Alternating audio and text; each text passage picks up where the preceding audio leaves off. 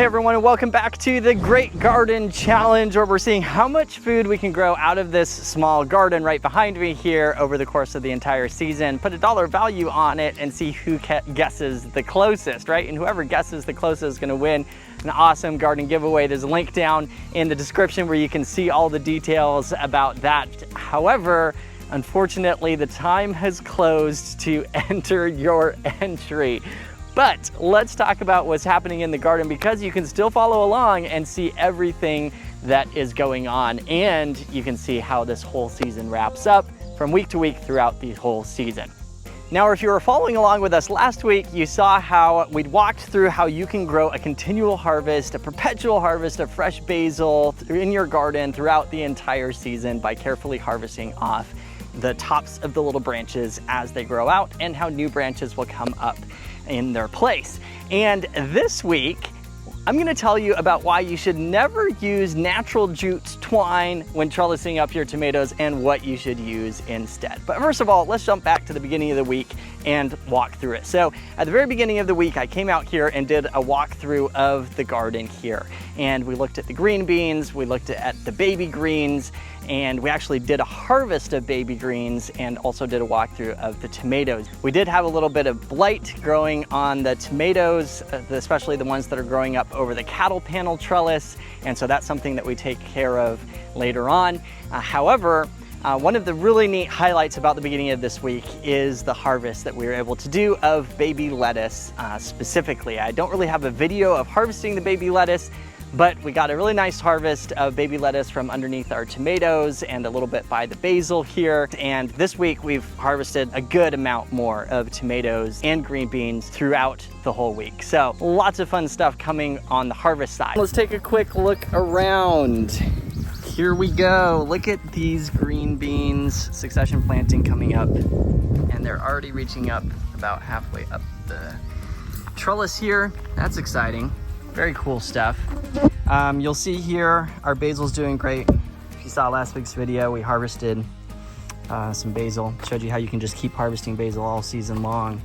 We got some baby lettuce right behind here. It's ready to harvest. Some of this is.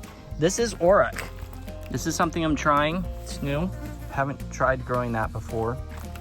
And more baby lettuce down here.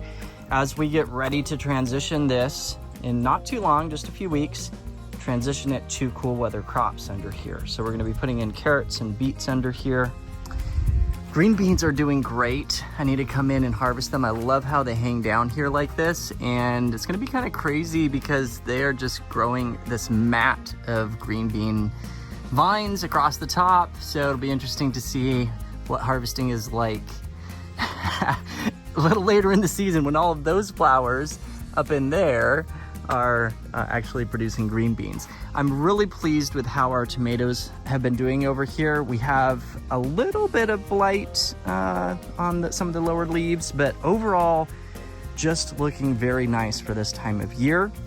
However, as you can see, I've learned a lesson of needing to tie up my tomato vines, because you can see these vines on this particular plant have completely fallen over. So I'm gonna get some jute twine. I don't know if they'll survive or not, but I'm gonna tie them up and see if they do.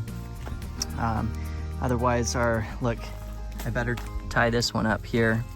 It's just completely hanging over. Alrighty, so there you go.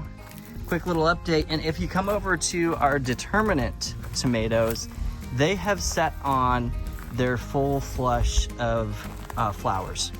Look at this. It is just flowers everywhere. So they've got some initial fruit that's down below in here. You can see some down here actually. See that?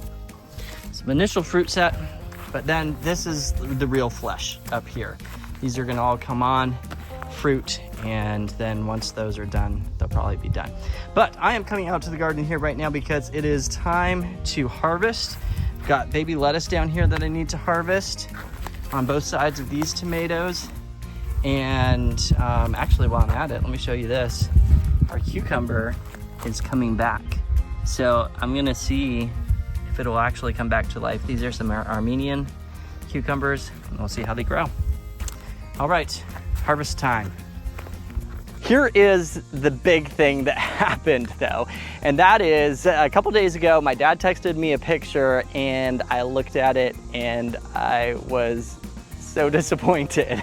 Actually, not really. I usually go with the flow pretty easily with these types of things, but he texted me a picture of my determinate tomatoes where the trellis had broken and a whole bunch of them had fallen over onto the ground. Again, I don't have a video, unfortunately, but we do have some pictures here so you can see these pictures of what happened to my tomatoes. And this is because I was using a natural jute twine. Now, I really should have known better because we have trellised tomatoes with natural jute twine. It has broken before. Like, we really should have known the issues that were coming on here. Plus, here it has been raining almost every day for a long time throughout the season, maybe every other day. And in that environment, natural jute just has a tendency to rot, degrade, and it can break on you like we did with this trellis here. So my wife ran to the store and got an emergency roll of nylon twine. I actually didn't want to use nylon. I wanted to use hemp twine. But we didn't have any, there wasn't any in the store, so we got an emergency roll of nylon twine. My dad and I came out, and I was really thankful for my dad's help to get the line of determinate tomatoes trellis back up. And I think we only lost one tomato that fell off in the process of trellising them back up. So something you don't want to do, and what you do want to do is, instead of using natural jute twine, you will want to use a natural hemp twine. It's going to be a lot stronger if you want to stay natural and you want to stay being able to just cut it down and throw it all on the compost pile at the end of the year and let it all biodegrade. It's kind of the really simple, easy way. Or if you're not going to do the natural hemp twine, you're going to want to use some type of a poly twine.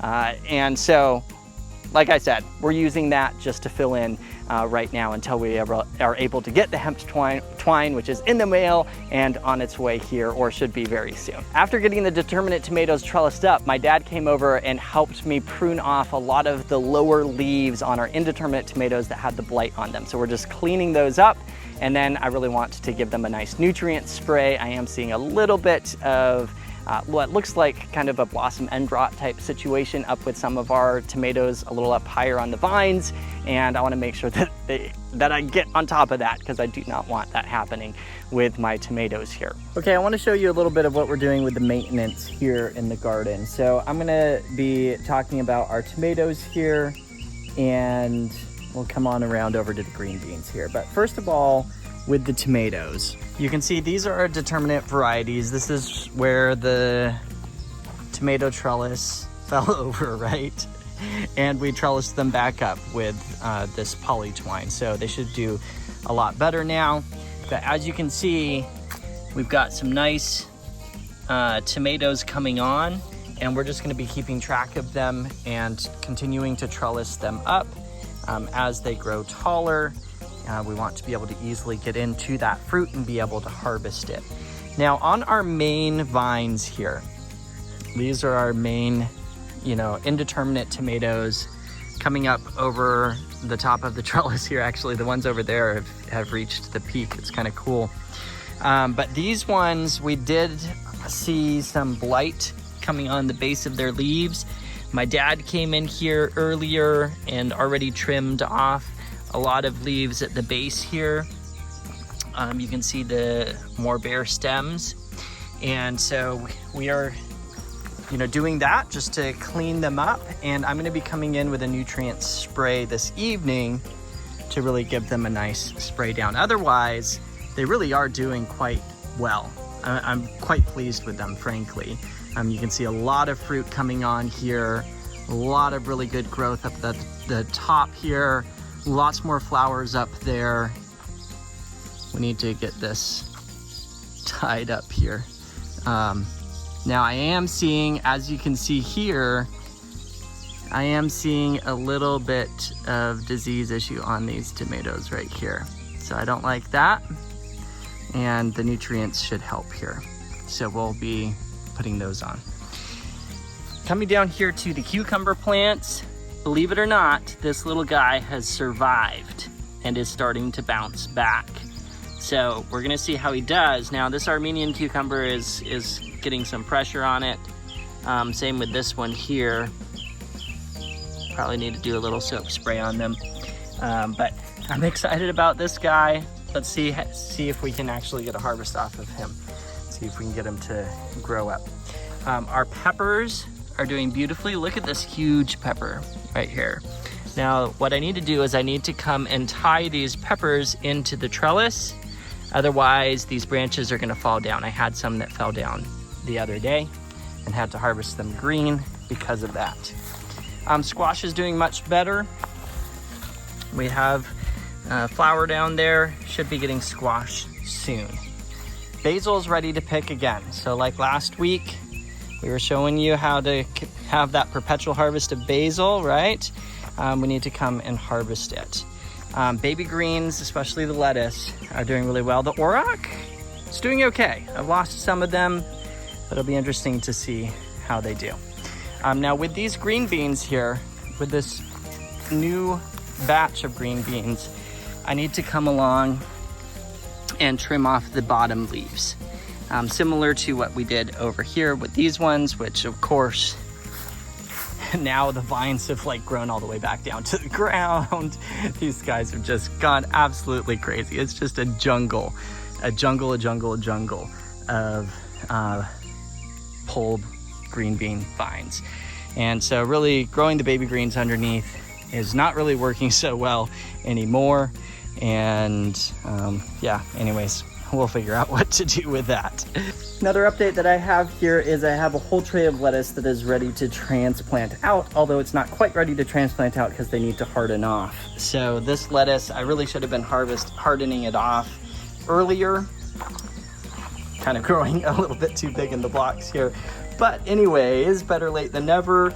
I'm bringing it out here. It's gonna catch the afternoon sun, go through the night, be shaded over the morning, and midday catch some afternoon sun again. And early next week, I'm actually leaving for the weekend, so early next week we'll come in and transplant that into the garden. I'm behind on one planting of lettuce, so we need to still seed that in.